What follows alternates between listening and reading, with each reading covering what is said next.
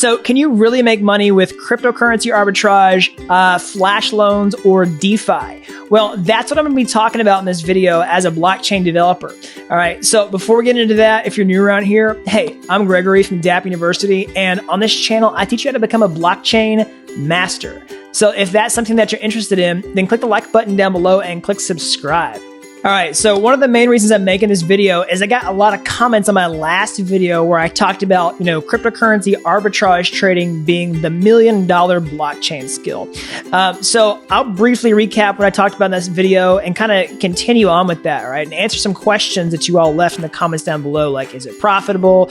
Can you do this as a developer? And how can I learn more about this? Okay, so quick recap. Basically, cryptocurrency arbitrage trading is just taking an asset, right? It's basically the very simplest sense, like you can just buy low and sell high, all right? That's basically how you make money in financial trading. But the cool thing about arbitrage is you don't have to wait for a future event to take place. You don't have to wait for a price to increase, right? You can take advantage of an opportunity that exists right now, a current price discrepancy, either, on one exchange, like in between multiple markets, or across multiple exchanges. So let's take an example of, multiple exchanges like exchange A, where Ether is $100, and exchange B, where Ether is, $101, right? So there's a $1 difference.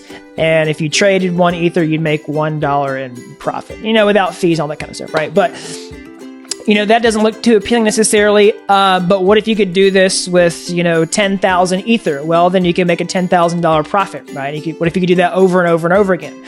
Well, this is the kind of stuff that you can do with blockchain. You can use leverage to borrow money that you don't have without any collateral, something called the flash loan. That's how it works. You can have access to, $1 million, maybe even more of cryptocurrency to do a leverage trade with to increase the amount of an asset that you have to increase your profit.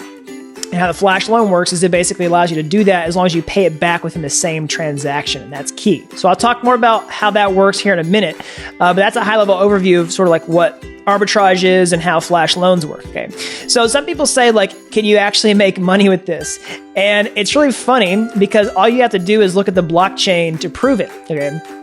So if you look at a blockchain explorer like Etherscan, for example, you can just look at transactions where flash loans have taken place, right? You can basically see that money was borrowed from the Aave lending pool.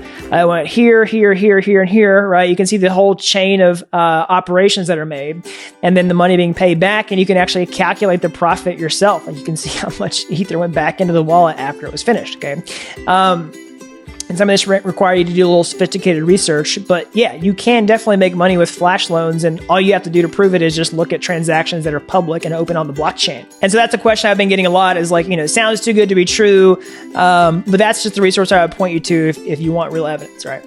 So the next question I want to talk about is, how can you learn it? All right, so how to learn arbitrage and flash loans. So you want to approach this from two different angles depending on what your starting point is, all right? So some people are starting from a developer background and want to learn how to do this, and some people aren't developers yet. Maybe they have a finance background and they want to learn how to do this, right? So if you're already a developer, you basically need to learn about finance, and if you have a finance background, you need to learn about software and development, right? So, and you'll have different advice depending on what your starting point is. So if you're a developer, you definitely want to learn more about some of the fundamentals of how finance works, especially with trading, how arbitrage works, because there's multiple types of arbitrage. It's not just like simple arbitrage, like that's what I talked about a second ago, which is basically like, simple arbitrage, right? That's where you basically just buy cryptocurrency on one exchange and sell it on a different exchange where there's a clear price difference, right? There's also like triangular arbitrage, where you're looking at different cross rates and you're looking at implied cross rates based on trading pairs and all that kind of stuff. And then even just more complex arbitrage where you're doing a big sequence of transactions in order to get that profit, okay? So you definitely want to learn the fundamentals of how finance works. Don't worry, I didn't have a strong finance background before I became a blockchain developer. I learned a lot of this stuff, or at least got a lot sharper at this stuff while I was learning blockchain myself, okay? So don't be discouraged. It's just something you need to understand. I'm gonna talk about how you can learn that here in a minute. And if you have a finance background, then part of it is getting in and learning how to do the code. And that's what we're talking about in this channel. Is we're talking about a lot in some of my program, Blockchain Mastery University. So you definitely are in the right place, and you're going to have a huge leg up on us developers. If maybe you traded Forex before and you've been doing arbitrage, or maybe you're involved with some sort of larger institution that had, funds available to them to do these type of arbitrage, something like that. Okay. But no matter what angle you're coming from, eventually you want to reach this intersection of having like financial knowledge and also development knowledge. And both of these things combined can be very dangerous. And I mean dangerous. All right, I'm going to talk about specifically why here in just a second. But basically you're taking two really potent skills and combining them together into this new blockchain like playground where all these access to money is just free, and you can do all kinds of stuff with it. All right, so let me just show you what I mean by that. Okay, so basically, we're talking about DeFi here. Okay, so DeFi, which stands for decentralized finance, and sometimes this is also called open finance. All right, so talking about like cryptocurrency exchanges, just money itself, right? Money. And then lending pools, okay? So all these things are basically governed by smart contracts, all right?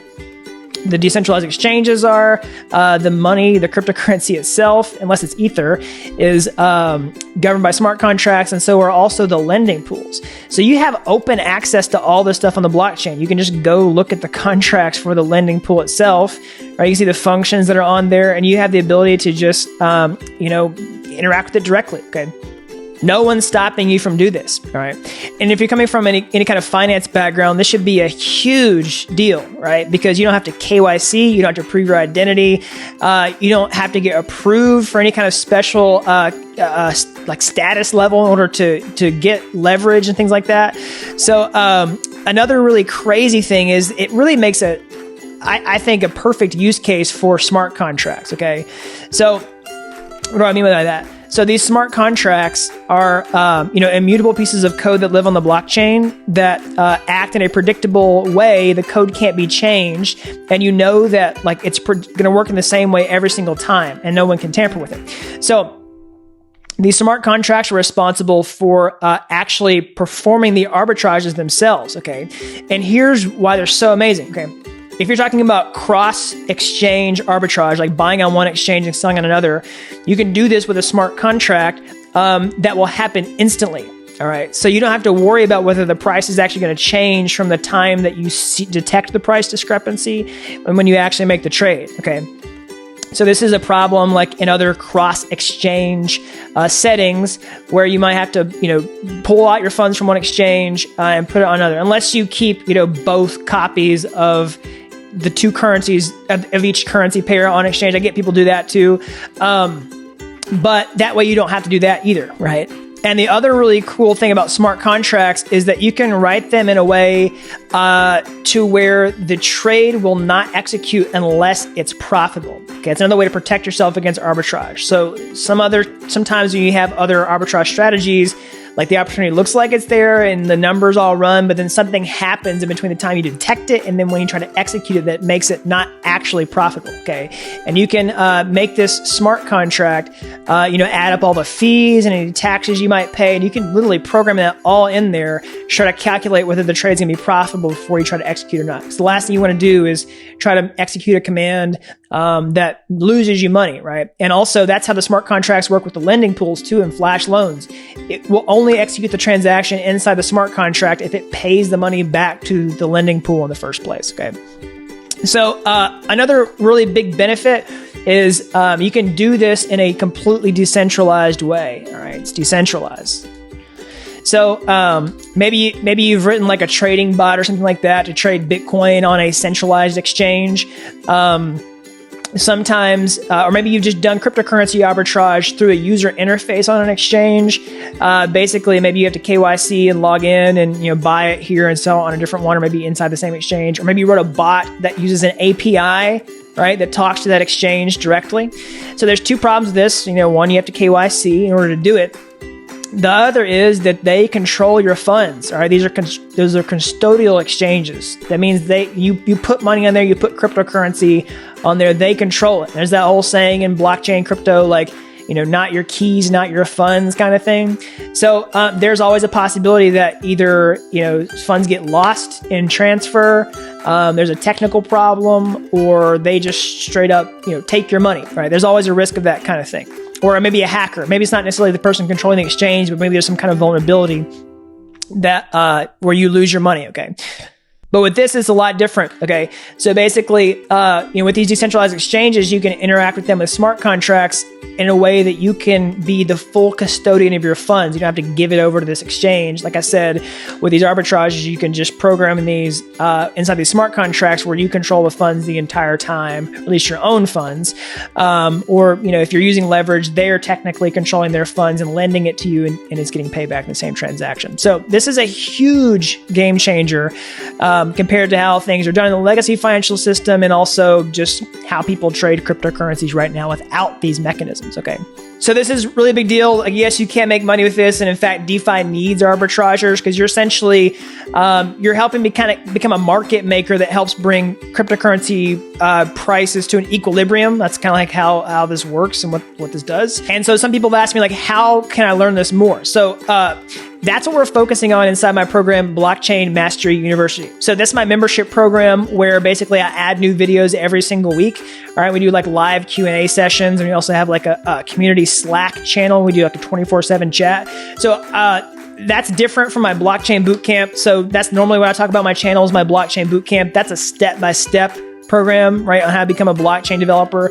Blockchain Mastery is a little different. It's more like kind of how to stay current as a blockchain developer, how to answer, get a job, answer difficult questions, all that kind of stuff, get feedback and support.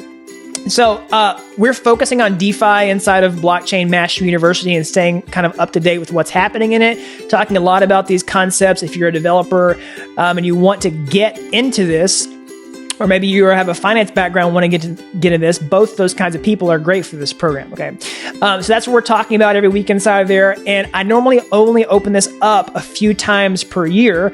And I think I'm probably going to open it up soon. So I don't have a set date yet, but what we're going to do is have a flash loan or arbitrage masterclass. All right. As soon as we have all the details for that, I will let you all know, and we'll probably open up the program again. Right. I won't make any promises yet, but definitely keep an eye out on that. Okay.